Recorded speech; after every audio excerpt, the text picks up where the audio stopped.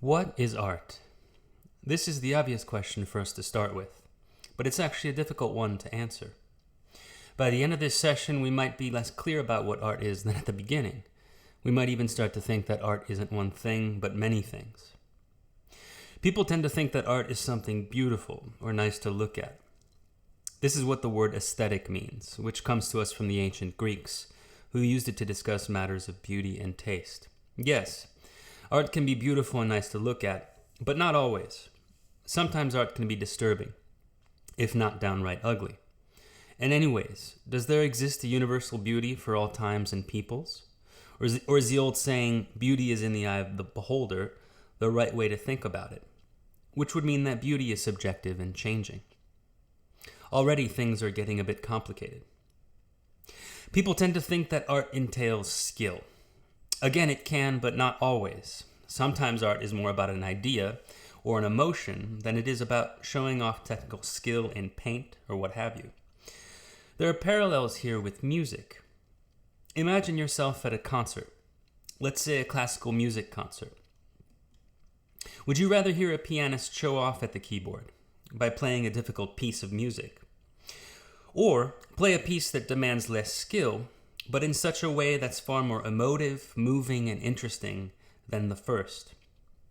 Or maybe you prefer someone who can do both, like Glenn Gould, who you're seeing here.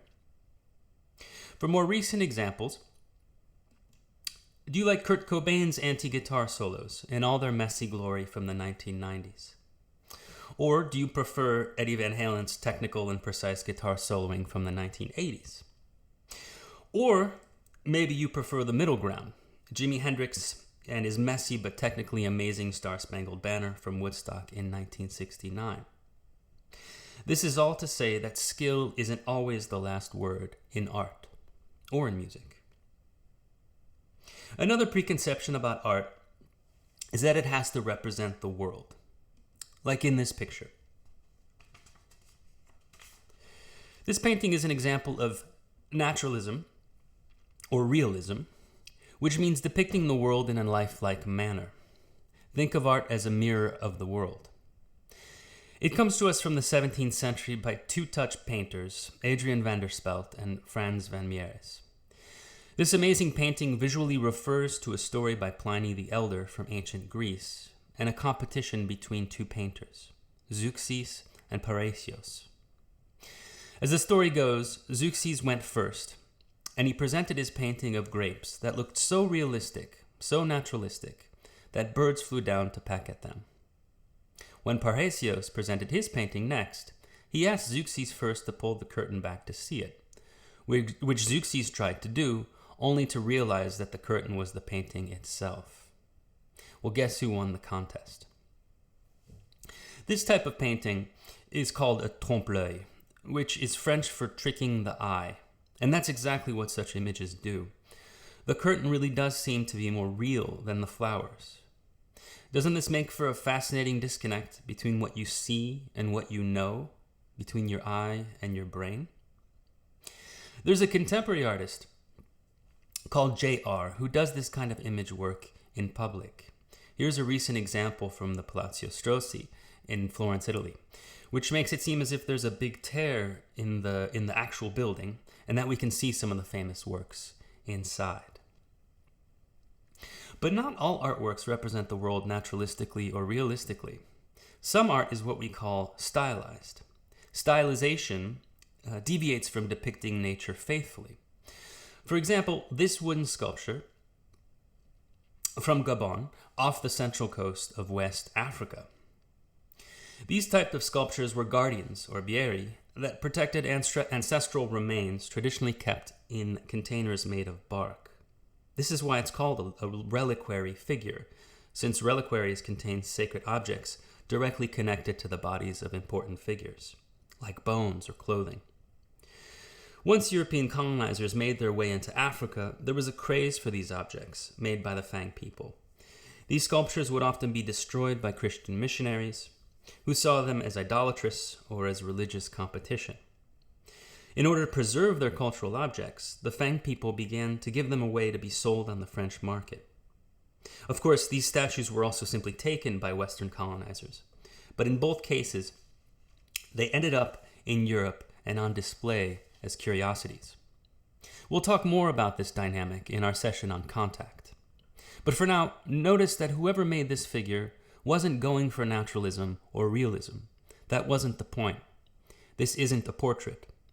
Instead, the woodcarver used geometric and abstract shapes to signify concepts and ideas. Well, which ones come to mind to you? I get a sense of coiled strength, watchfulness, vigilance, but also peacefulness and serenity. If the Aie Morbieri introduces some stylized and geometrical shapes, some artworks take it a step further and leave the real world behind completely. This is called non-objective or abstract art. Abstraction takes recognizable objects and transforms them into discrete visual elements. Whistler's The Falling Rocket is an example of Western abstract painting, though it's not totally abstract. It was one of several night landscapes he exhibited in London in 1877, this one showing an evening of fireworks. You would almost think this painting were completely abstract if I hadn't told you this. The art critic John Ruskin didn't like this work and accused the artist of flinging a pot of paint in the public's face, something Whistler didn't appreciate. In fact, he sued Ruskin for libel in probably the most famous court case ever involving art. The trial ended badly for Whistler. Even though he technically won, the legal expenses left him bankrupt. I don't think Ruskin was really ready for this kind of work. It's a beautiful painting that gives you a feel of fireworks having just exploded overhead, with their embers crackling and floating down towards the water, reflecting off the smoke in the air. Whistler seems to be less interested in depicting a scene than he is in giving you a mood. If you've ever seen fireworks live, you'll probably know how mind-altering it can be. The world changes a little bit. Another way of saying this is that he's more interested in form, the way the world appeared to him as a purely perceptual thing. This is why he's sometimes talked about in relation to the Impressionists, which we'll talk about later. Again, think of music. Composers use sound waves, otherwise known as notes, in certain combination to form interesting compositions. Rarely does music represent the world, like sounds in nature. Instead, music is pure form and sound. Why can't painting be the same thing?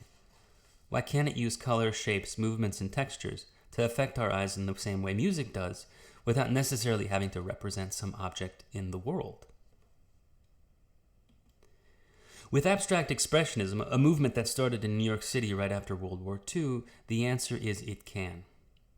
Here you have an example by Joan Mitchell, one of the few women painters in an otherwise macho art movement, the likes of Jackson Pollock and Willem de Kooning. This painting is pure form.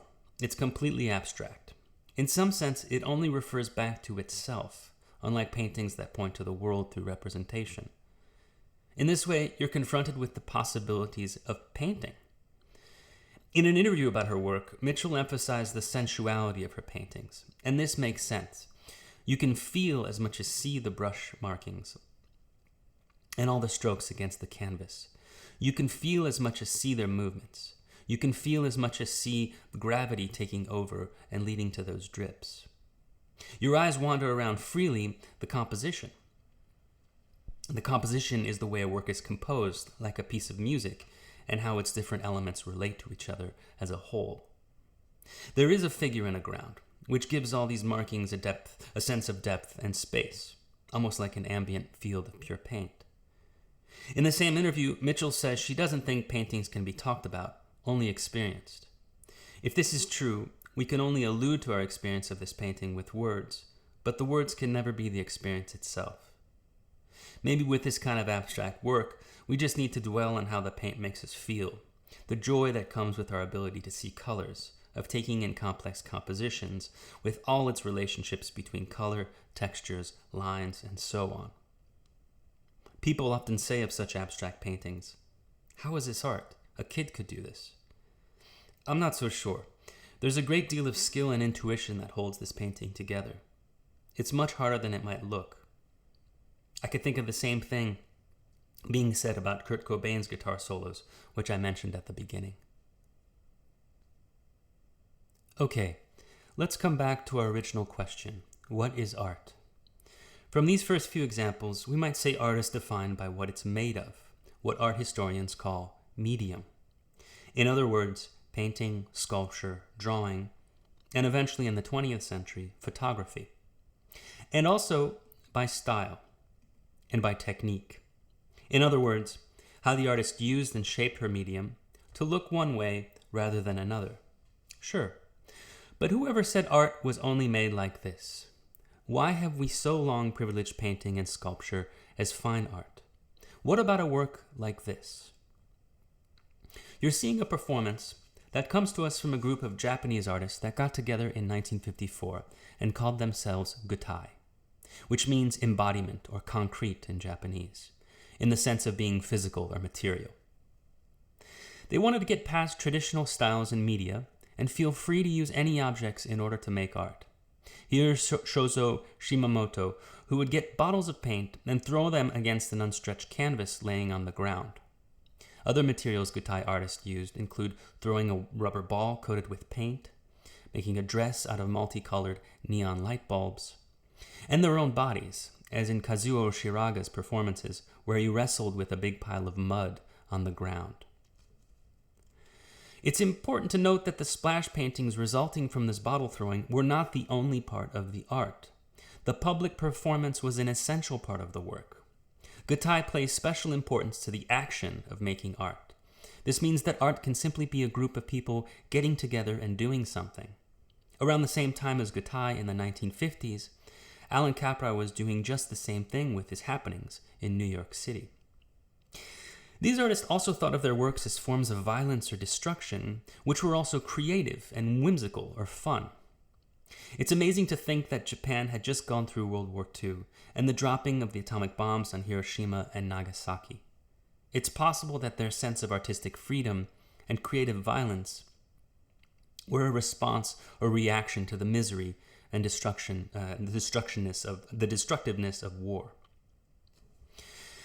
Although gutai was radical for the 1950s, today in a gallery or museum, you're likely to see any number of objects you might not normally think as art.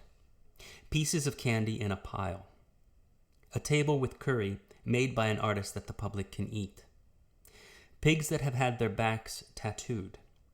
A dead shark submerged in formaldehyde.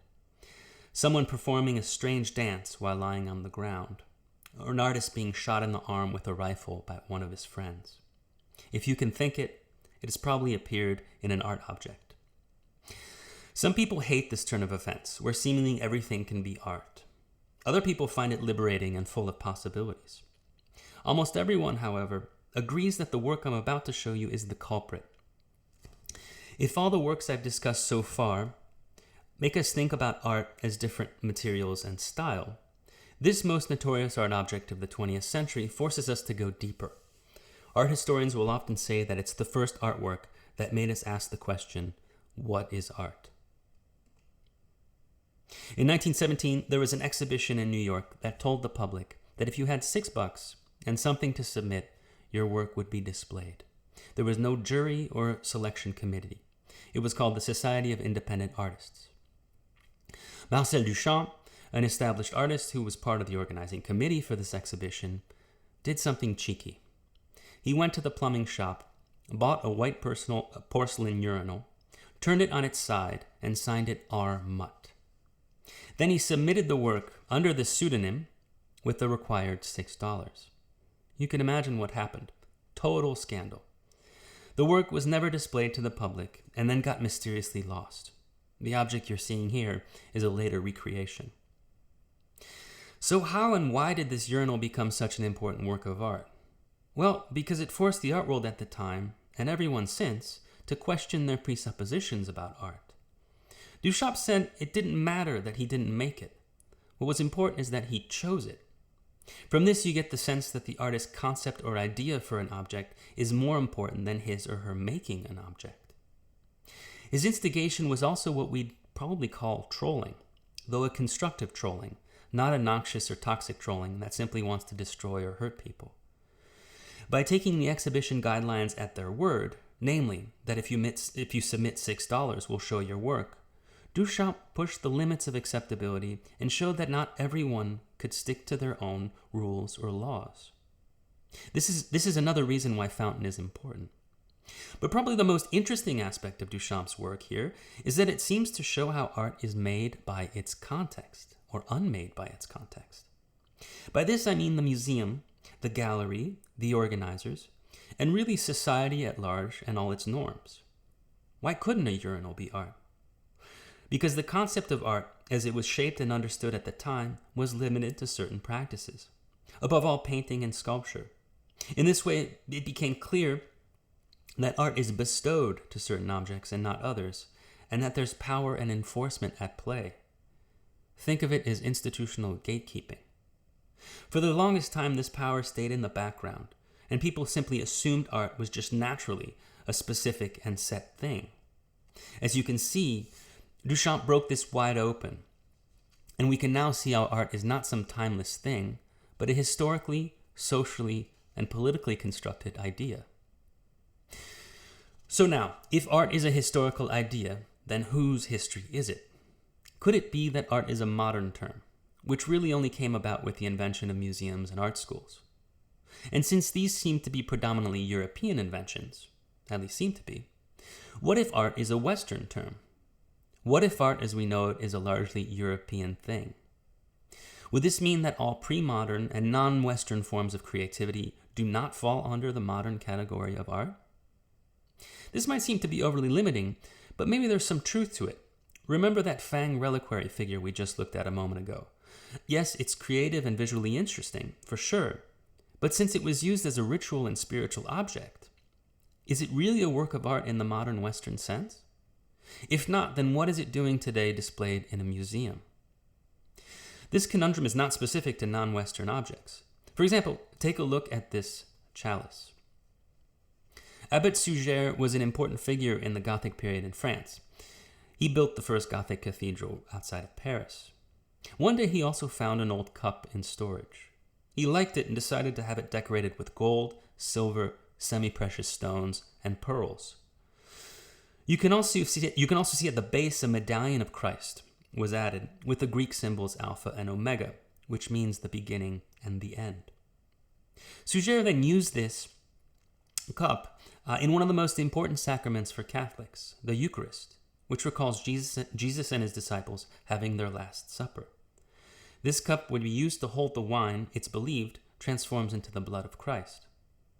It was an object to be looked at and admired, but it was primarily an object to be used ritualistically. This too is now displayed in a museum. But is it art? Did both the Fang reliquary figure and this chalice become works of art when they were placed in a museum for display? If this is true, then wasn't Duchamp right about art? These are some tricky questions to think about. Let's turn now to a related question. If it's not so simple to say that all creative objects are art, then have all creators been artists? Maybe our notion of artist is also a modern and Western term. But let's go even further. In his Metaphysics, Aristotle starts by claiming only humans live by art and reason. It appears he was wrong on both counts. Animals are smart and can reason, sometimes better than us humans. They can also be creative. Octopus will use different materials, like shells, for protection and maybe even decoration. Bowerbirds will use various objects to build architectural settings for courtship, with a special fondness for colorful things. Elephants have been taught to take up painting, as have pigs and chimpanzees. This is only the tip of the iceberg of animal creativity and intelligence. Us humans have likely taken it to the highest degree, but maybe creativity is part of what it means to be a living being on this planet, be it human or non-human. And what we now call art is simply a codified, institutionalized version of this early earthly creativity. In some sense, Paleolithic humans had more respect for the animal kingdom than us modern humans. You can see this in the oldest work of art we know of, the Chauvet cave paintings in the south of France. The story is pretty amazing, and for those of you interested in further viewing, see Werner Herzog's amazing documentary on these cave paintings called Cave of Forgotten Dreams. In 1994, 3 cave explorers happened to find an opening to these caves, which had been sealed for over 30,000 years. It's our great luck that the cave was sealed for so long because it preserved the paintings inside, which overwhelmingly depict animals. You're seeing one of the most famous walls in the cave, showing ancient breeds of horses, oxen, and rhinos that used to roam Europe. I can assure you, growing up in France when I was younger, I saw no rhinos except in the zoo. There's a really wonderful sense of movement here, and the placement of the animals on the cave walls were really purposeful. In torchlight, they would even seem to have the illusion of moving due to the curvature of the stone where they were painted. The philosopher Alfonso Lingus tells us that these Paleolithic humans thought these animals were gods, and in fact that they were the first gods. Today, we're more likely to either pity or not care about the tiger or the rhino that's about to go extinct or has already become extinct. After all, we live in a time where animals are confined and exploited by the billions in factory farms and slaughterhouses. Can you imagine time traveling with one of these Paleolithic humans to the present time? What would they think about our treatment of animals? It's likely that whoever made these images had an animist conception of the world, which means they saw animals and the rest of nature as imbued with spirits that should be respected and listened to. Since most of these incredible paintings were found deep inside the cave, where you need a torch to see anything, scholars believe they didn't live there, but only visited the paintings in a ritualistic manner. They would first enter into a trance, either induced by drums, dancing, and psychotropic drugs, or all three, and then be led to the images in order to commune with them spiritually, as shamans still do around the world in various cultural practices. But really, it's hard to know what these Paleolithic ancestors thought about. We really only have these cave drawings and paintings to guess. Did they consider these paintings to be art? Did they consider themselves to be artists? Is Chauvet Cave the oldest museum we know about? We can ask these questions with relatively more recent objects. What about these amazing large heads that come to us from Olmec culture in Mesoamerica, in modern-day Mexico? Mesoamerica is the term for Central and South America before Columbus and European colonization. These are massive basalt sculptures that can be 5 to 12 feet high and weigh up to 25 tons. Since they often look different from each other, it's thought they may represent certain individuals from Olmec society, but no one's completely sure. Did the people who make these giant heads think of themselves as artists? Was this art to them? Or did they have a different social purpose from what we now think of as art and artists? Okay, so let's leave aside these difficult questions about art and artists for now. Let's turn instead to how we understand and interpret visual culture, which can include both objects that are art and objects that weren't originally intended to be art. Over the course of this video, you've already learned a number of important terms for doing this, like naturalism, stylization, abstraction, form, composition, medium, technique, and style. But now I want to give you 3 terms or ideas that we'll be using a lot. The first is iconography. Iconography literally means writing with image. Icon means image, and graphy means writing. When we look at artworks iconographically, we treat the images as symbols that need to be deciphered, like we do a book. And often iconography will refer back to a text, like stories from Greek mythology or the Judeo-Christian Bible. The early art historian Urban Panofsky called the study of such symbols iconology, which tells us how various cultures used and understood their works of art. Here's a perfect example. This painting by Bronzino is one of the most mysterious paintings that comes to us from the late Renaissance, a period we call Mannerism. It's been endlessly debated as to what this painting means. What scholars do is read the images iconographically, which tells us who they refer to and what they might symbolize. Some figures are clear. In the front we have Venus.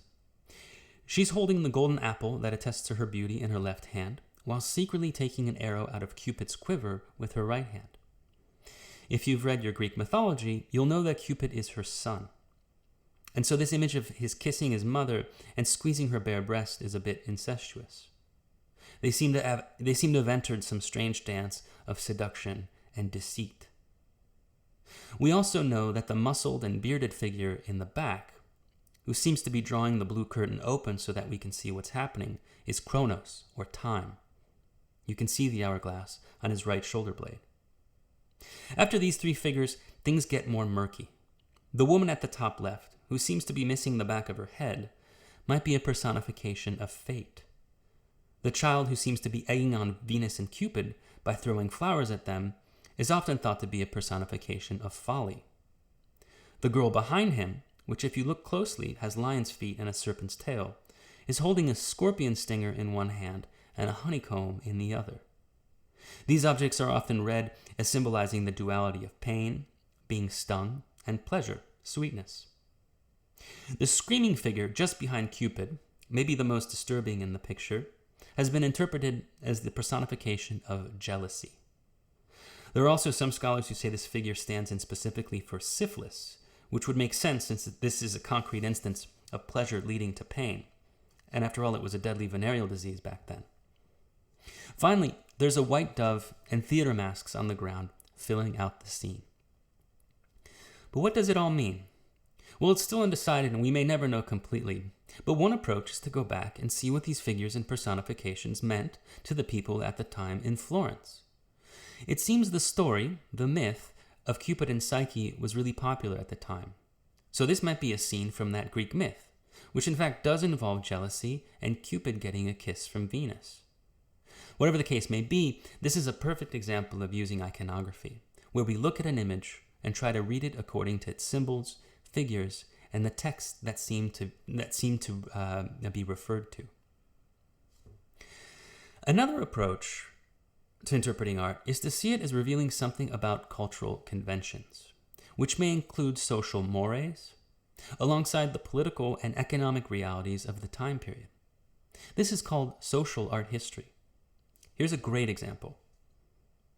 With this beautiful print, we travel back to the Edo period in Japan, which lasted from 1603 to 1867. Edo is modern-day Tokyo with 1 million people, and with 1 million people may have been the most populated urban center in the world at the time, as Tokyo is today with more than 37 million people. This was a special time in Japanese history. This was the first time there was a merchant middle class that developed and started to shape Japanese society. These newly prosperous townspeople developed new and exciting cultures, entertainments, and forms of leisure. The most popular was kabuki theater, which was the newer, more popular and public form of theater, as opposed to the more formal and exclusive aristocratic no theater. These changes in society also led to pleasure districts, most notably in the Yoshiwara district that had brothels and other forms of entertainment. This was called ukiyo, or the floating world, which was a place and maybe even mindset that saw life and its pleasures as fleeting and that one should live for the moment. Out of this floating world came images, posters, and advertisements that would depict kabuki theater, well-known actors and their poses, as well as courtesans and geishas who worked in the brothels. These pictures were called ukiyo-e, or images from the floating world, which would be drawn by artists and then printed with wood blocks by carvers and printers. The one you're seeing on screen is an example by one of the most celebrated ukiyo-e artists, Kitagawa Utamaro. The style is so different from the previous work. The lines are delicate and filled with flat, empty space. There's something precious. You can see that the Japanese ideal of the human form is really different from Bronzino's, which was more indebted to classical Greece and the Renaissance. Wakwame was a well-known courtesan, and she's pictured with one of her young attendants. The paper itself in the background has been treated with pink mica, creating a reflective surface. And in fact, mirrors were important in ukiyo-e prints. It was as if they presented a literal reflection of society. This print says a lot about the time. The institutionalization of sex work, the male-dominated forms of entertainment, and in fact, in kabuki theater, women weren't allowed to act, and so there were men who specialized in playing feminine roles and types. But also the fashions. Well-to-do husbands would look at these prints for pleasure and sexual gratification, but their wives would take their cue from the dresses and poses. In the same way that some of us scour Instagram for the latest trends, 17th century Japanese society looked at prints in the same way. All this is a great example of social art history, which looks at the cultural conventions of the time, which were clearly shaped by specific economic and political circumstances. Okay, so the last term I'd like you to learn is ideology. This is often defined wrongly or in an overly simplified way as personal philosophy or as a set of ideas one has. I'd like you to think of it in the more classic Marxist sense. Karl Marx defined it as they know not what they do. This is a bit confusing, so let me explain. What he meant is that in society there are always ideas and beliefs that people hold without really knowing why they hold them. It's like a default mental setting. These are ideas and beliefs that remain unquestioned. They can even be ideas and beliefs that we hold without actually knowing that we hold them. This would make them an unconscious default mental setting. The writer David Foster Wallace once gave a commencement speech. It became a short book called This Is Water. It's highly recommended. Where he told a joke that gets to the heart of what ideology is. He says to imagine two young fish swimming along in the ocean, when an older fish comes by and says to them, "Morning, boys, the water is great today." Afterwards, the two young fish find themselves alone again, and one of them turns to the other and says, "What the heck is water?" Well, that's exactly what ideology is. It's all the ideas and beliefs that inform us, which we don't question or think about to the point of not even knowing that they do inform us. So what does this all have to do with interpreting art? Well, art objects can point us to ideology. In other words, the ideas and beliefs that the artist held, or his or her time and culture held. Unlike them, however, art across history and by being critically attuned, we can see these ideas and beliefs for what they were, which may have been invisible to those in the past. Let's take a look at one final example.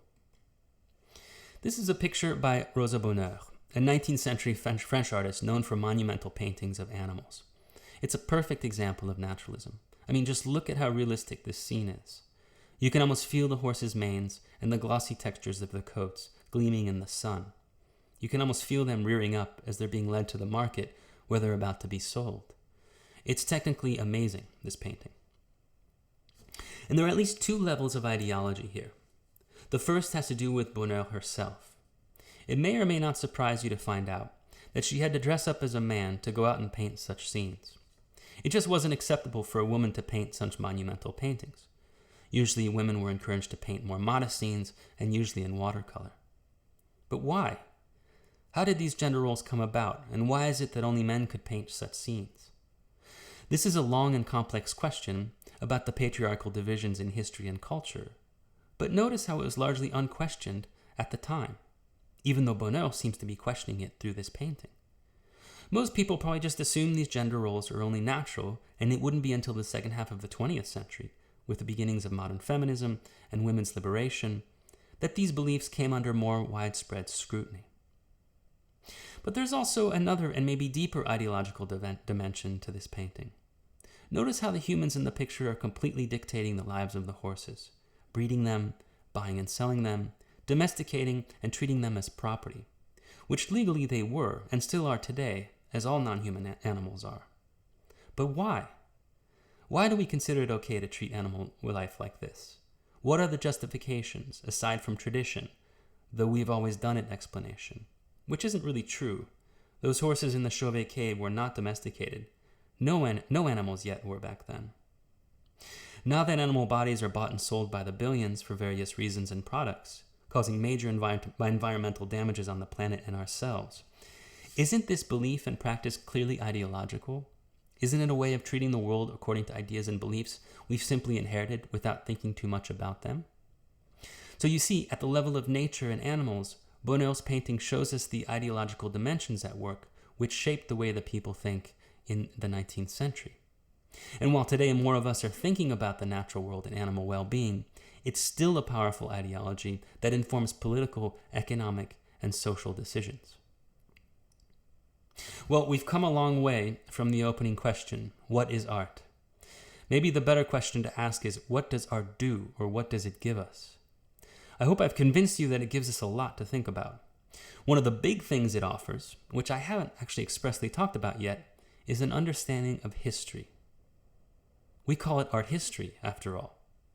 This will be the question we start with next session, namely, what is history? And it may turn out to be as difficult to answer as what is art.